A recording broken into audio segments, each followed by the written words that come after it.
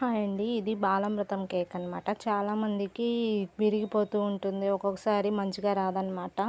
అలా కాకుండా ఇలా స్పాంజీగా అలాగే గట్టిగా కూడా ఉంటుందనమాట. ఇది బ్యాటరు అట్లాగే మనం కలిపే కొలతల వల్ల దాన్ని బేస్ అయ్యి మనకి కేక్ అనేది పర్ఫెక్ట్‌గా వస్తుందనమాట. మరి ఇట్లా కేక్ అనేది పర్ఫెక్ట్‌గా రావాలి అంటే ఏమేం క్వాంటిటీస్ కావాలి, ఎలా అనేది చూపిస్తాననమాట. ఇప్పుడు ఇందులో వచ్చేసి 2 కప్స్ బాలామృతం పిండి తీసుకోవాలన్నమాట.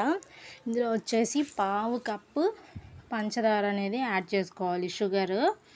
ఇది గ్రైండ్ చేసుకొని పక్కన పెట్టేసుకోవాలి. సేమ్ ఇదే కొలతలతో ఇక్కడ మనం పావు కప్పు గోధుమ పిండి, పావు కప్పు పెరుగు, పావు కప్పు నెయ్యి, లేకపోతే ఫ్లేవర్లెస్ ఆయిల్ అయినా యాడ్ చేసుకొని ఇట్లా బాగా కలిపేసుకోవాలి. ఇప్పుడు ఇందులో వచ్చేసి మనకి పాలు అనేది కొంచెం కొంచెంగా కాచి చల్లార్చినవి యాడ్ చేసుకోవాలన్నమాట. బ్యాటర్ అనేది ఇలా కొంచెం థిక్గానే ఉండాలన్నమాట. ఇప్పుడు ఇందులో కొద్దిగా బేకింగ్ సోడా అలాగే బేకింగ్ పౌడర్ అనేది యాడ్ చేసుకోవాలి. చూసారా, బ్యాటర్ అనేది ఇలా ఉండాలి, కొంచెం థిక్గానే ఉండాలి. మనం కేకులకు కొంచెం పలుచగా ఉంటుంది, కానీ బాలామృతం కేక్కి కొంచెం గట్టిగానే ఉండాలన్నమాట. ఇప్పుడు మనకి ఇది తెలుసు కదా అందరికీ, దీంట్లో యాడ్ చేసుకోవాలి. ఇక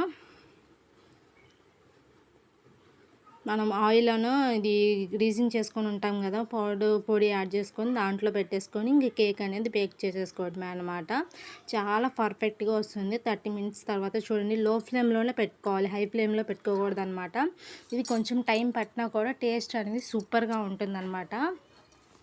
మరి ఇంకెందుకు ఆలస్యం, మీరు కూడా ట్రై చేయండి. లైక్ చేయండి, షేర్ చేయండి, సబ్స్క్రైబ్ చేసుకోండి. ఇది పర్ఫెక్ట్ బాలామృతం కేక్ అనమాట. నేను ఒకసారి ట్రై చేశాను, విరిగిపోయిందనమాట. సో మళ్ళీ ఒకసారి కరెక్ట్ కొలతలతో అలాగే ఎలా చేయాలో చూపిస్తున్నాను అనమాట. మీరు కూడా సబ్స్క్రైబ్ చేసుకోండి. Thank you for watching.